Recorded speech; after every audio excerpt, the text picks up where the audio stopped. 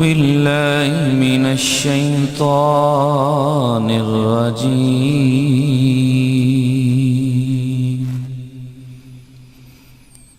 بسم الله الرحمن الرحيم.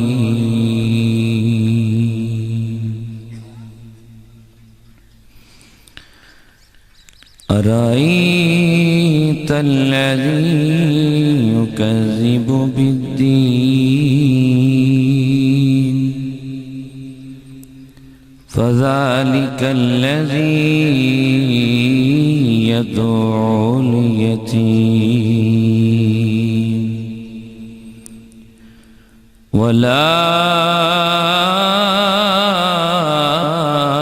يحض على طعام المسكين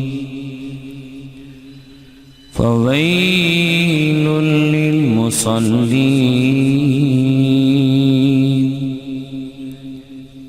الذين هم عن صلاتهم ساهون الذين هم يراءون